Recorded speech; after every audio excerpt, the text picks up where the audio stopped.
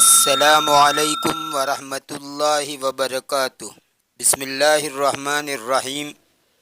سامعین و ناظرین، نفحۃ الادب کے ترجمے کے 45 اسباق آپ کے سامنے آ چکے ہیں۔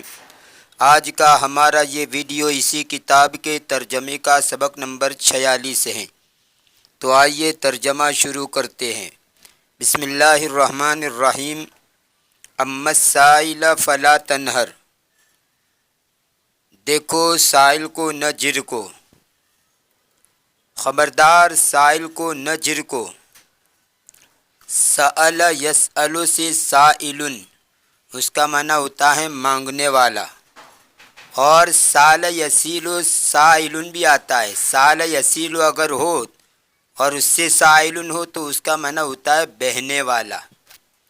تو گویا سائل کے دو ترجمے ہوئے۔ مادہ اگر سأل ہے، سأل یسأل، تو سائل کا معنی مانگنے والا، اور مادہ اگر سیل ہے، سال یسیل سائل، تو اس کا معنی ہوتا ہے بہنے والی چیز، بہنے والا۔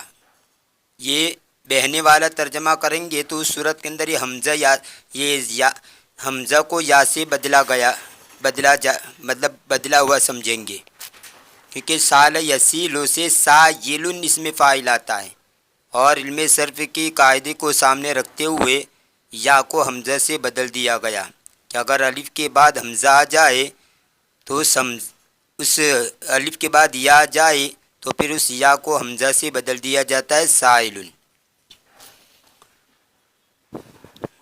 ان رجلا نہر ینہر نہرن، اس کا معنی ہوتا ہے کسی کو جھڑکنا، ڈانٹنا۔ جیسے قرآن کریم کے اندر ہے فلا تقل لہما اف، یعنی ماں باپ کو اف بھی نہ کہو، ولا تنہرہما، اور ان کو مت جھڑکو۔ تو نہر ینہر نہرن باب فتح سے ڈانٹنا، جھڑکنا، اور زجر یزجر زجرن، ایسے ہی ازدجر یزدجر ازدجارن، اور وبخ یوبخ توبیخا، ان تینوں کا معنی بھی ہے جھڑکنا، دھمکانا، ڈانٹنا۔ ان رجلا جلس یوما یاکل هو وزوجته، بلا شبہ ایک آدمی ایک دن بیٹھا تاکہ وہ اور اس کی بیوی کھائے۔ ایک دن ایک شخص اور اس کی بیوی دونوں کھانا کھا رہے تھے، یعنی کھانے کے لیے بیٹھے۔ وبین یدیہما دجاجۃ، اور ان کے سامنے مرغی تھی۔ یہ دجاجتن جیم ہے، ہا نہیں ہے، ہا غلط ہے، دجاجتن، اور ان کے سامنے مرغی تھی۔ فَإِذَا بِسَائِلٍ عِندَ الْبَابِ، اچانک ایک فقیر دروازے پر آیا۔ اچانک ایک مانگنے والا دروازے کے پاس، یعنی دروازے پر آیا۔ فخرج الیہ وانتہرہ، تو وہ آدمی اس کے پاس نکلا اور اس کو ڈانٹا۔ انتہر کا معنی بھی وہی نہر نہرو کا، یہ باب افتعال سے ہے۔ فاتفق بعد ذلك ان الرجل افتقر وزالت نعمته،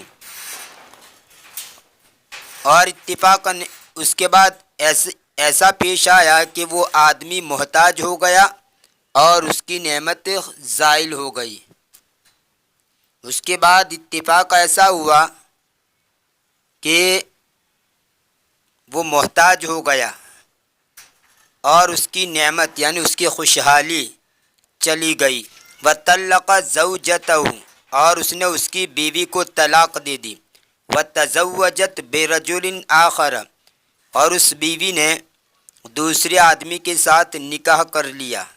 فجلس فی بعض الایام یاکل معها وبین یدیہما دجاجۃ، پس ایک دن وہ بیٹھا، یعنی وہ دوسرا شوہر، ایک دن وہ بیٹھا، کسی دن بیٹھا تاکہ وہ اس کے ساتھ کھائے، یعنی اپنی بیوی کے ساتھ کھائے۔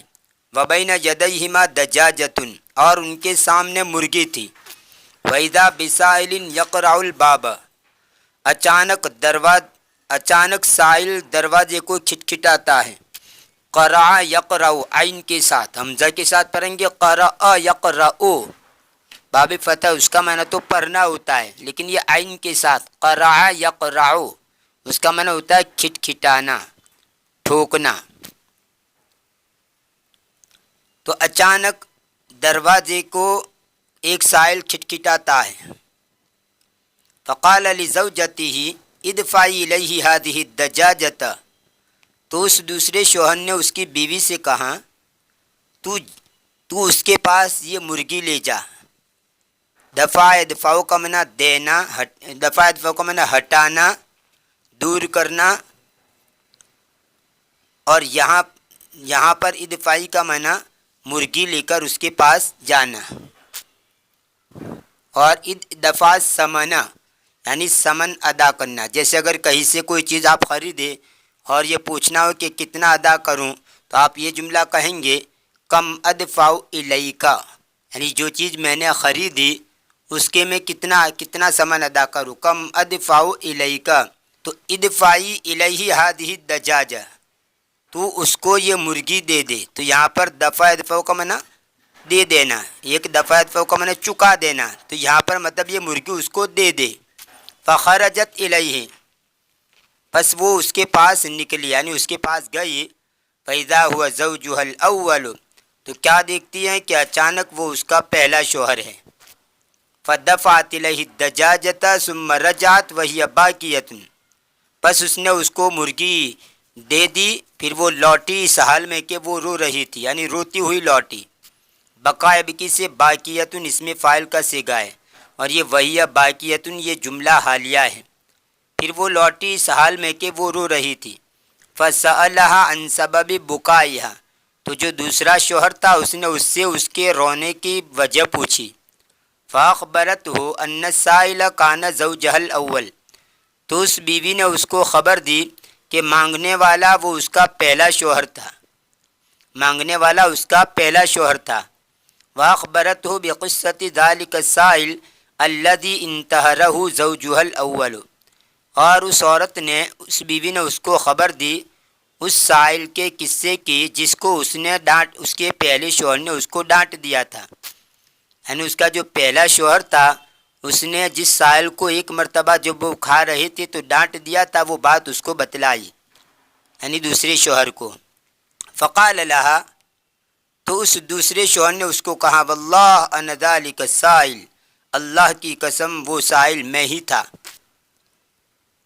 وَلَقَدْ صَدَقَ اللَّهُ الْعَظِيمُ، فقال، اور اللہ تبارک بڑے عالی شان اللہ تبارک و تعالی نے سچ کہا ہے۔ فقال، فرمایا وَأَمَّا السَّائِلَ فَلَا تَنْهَرْ، دیکھو مانگنے والے کو مت جھڑکو۔ اس واقعے سے ہمیں اس بات کا پتہ چلتا ہے، یہ بات معلوم ہوتی ہے کہ اگر کسی آدمی کے اندر کوئی خامی ہے، حقیقتاً خامی نہ ہو لیکن سامنے والا اس کو خامی سمجھتا ہے، جیسے غربت ہے، یہ ضرورت کے موقع پر مانگنا، یا اسی طرح غریبی، یہ کوئی عیب نہیں ہے لیکن سامنے والا اس کو عیب سمجھتا ہے بعض لوگ۔ تو کوئی آدمی اگر کسی آدمی کے اندر کوئی بظاہر خامی ہو جو سامنے والا اس کو خامی سمجھتا ہے، اگر اس کی وجہ سے اس کو حقیر سمجھا جائے گا اور حقیر سمجھنے کی وجہ سے اس کے ساتھ برا سلوک کیا جائے گا، تو وہ صورتحال پیش آئے گی کہ اس کے اندر جو خامی ہے، جو نقص ہے بظاہر، اس نقص کے اندر اللہ تبارک و تعالیٰ اس کو مبتلا کر دیں گے اور اس کے اندر کی خامی کو دور کر دیں گے۔ جیسے یہاں پر اس سائل کو، مانگنے والے کو پہلے شوہر نے ڈانٹ ڈپٹ کیا تھا اور اس کو جھڑکا تھا، تو اللہ تبارک و تعالیٰ نے اس حالت کو تو دور کر دیا اور اس کو خود کو سائل بنا دیا، اسی کا سائل بنا دیا، جس سائل کو اس نے جھڑکا تھا اسی گھر کا اس کو سائل بنا دیا۔ بڑی عبرت کا واقعہ ہے۔ قانون الاسد، شیر کا قانون۔ خرج دیک یبحث عن قوته فی المزارع القریبۃ من القریۃ، ایک مرغا اس کی غذا تلاش کرنے کے لیے گاؤں کے قریبی کھیتوں میں نکلا۔ دیکن کا معنی مرغا، اس کی جمع آتی ہے دیوکن، اور قوتن کا معنی غذا، خوراک۔ تو ایک مرغا نکلا تاکہ وہ تلاش کرے اس کی غذا کو گاؤں کے قریبی کھیتوں میں۔ مزرعتن کی جمع ہے مزارع، یعنی کھیت، حقل کے معنی میں۔ فرآہ ثعلب، تو لومڑی نے اس کو دیکھ لیا۔ فاقبل علیہ، تو وہ اس پر متوجہ ہوئی۔ فصعد الدیک الی اعلی الشجرۃ، تو مرغا درخت کے اوپر کے حصے کی طرف چڑھ گیا۔ فقال الثعلب، تو لومڑی نے کہا ایھا الدیک صوتک حسن وانا احب ان اسمعہ، اے مرغے تیری آواز بہترین ہے، بہت اچھی ہے۔ وانا احب ان اسمعہ، اور میں چاہتی ہوں، میں پسند کرتی ہوں کہ میں اس کو سنوں، یعنی تیری آواز بہت اچھی ہے، میں اس کو سننا چاہتی ہوں۔ من قریب، نزدیک سے۔ فانزل لاسمع صیاحک، تو اتر تاکہ میں تیری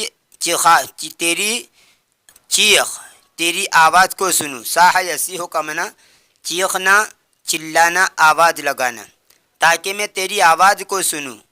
واتحدث معک، اور میں تیرے ساتھ بات چیت کروں۔ قال الدیک انک ثعلب خداع وانا لا آمنک، مرغے نے کہا بلا شبہ تو دھوکے باز لومڑی ہے اور میں تجھ سے بے خوف نہیں ہوں۔ امینہ یا امنو کا معنی بے خوف ہونا،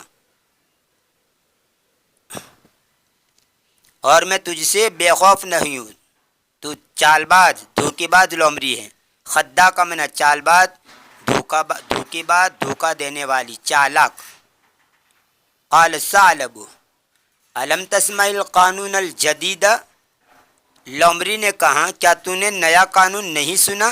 لقد سن الاسد قانونا یزیل العداوۃ بین انواع الحیوان کلھا، شیر نے ایک قانون بنایا ہے، ایسا قانون بنایا ہے جو تمام جانوروں کی اقسام، تمام ہر قسم کے جانوروں کے درمیان دشمنی کو دور کر دے۔ ازال یزیل ازالتن کا معنی دور کر دینا، ہٹا دینا۔ اور سن یسن، سن المشرع القانون، یعنی قانون بنانا، اور ایک اس کا معنی ہوتا ہے طریقہ جاری کرنا، وضع کرنا۔ تو یہاں پر ترجمہ ہوگا قانون بنانا۔ تو شیر نے ایسا قانون بنایا ہے جو دشمنی کو دور کر دے، زائل کر دے ہر قسم کے جانوروں کے درمیان۔ نون کی جمع انواع، یعنی اقسام، تمام جانوروں کی اقسام کے درمیان۔ فالذئب یصاحب الشاۃ، پس بھیڑیا بکری کے ساتھ رہے گا۔ والقط یلعب مع الفارۃ، اور بلی چوہے کے ساتھ کھیلے گی۔ والثعلب یحادث الدجاجۃ، اور لومڑی مرغی سے بات کرے گی۔ قال الدیک، مرغے نے کہا الحمدللہ قد زال الخوف، اللہ کا شکر ہے کہ خوف ختم ہو گیا، زائل ہو گیا۔ زال یزول زوالا و زولانا، باب نصر عنصروں سے زائل ہونا، معدوم ہونا، ختم ہونا، ناپید ہونا، اور اسی سے ازال یزیل ازالتن باب افعال سے دور کرنا، زائل کرنا، ختم کرنا۔ الحمدللہ قد زال الخوف، اللہ کا شکر ہے کہ خوف زائل ہو گیا، ختم ہو گیا۔ وانا ارجو ان تلاقی هذه الكلاب المقبلة من بعید فتلعب معها، میں امید کرتا ہوں، یعنی مرغے نے کہا کہ تو ان کتوں سے ملاقات کرے جو دور سے آ رہے ہیں، دور سے آنے والے ان کتوں کی تو ملاقات کرے۔ فتلعب معها، پھر تو ان کے ساتھ کھیلے۔ فخاف الثعلب واخذ یجری، بس لومڑی ڈر گئی اور وہ دوڑنے لگی۔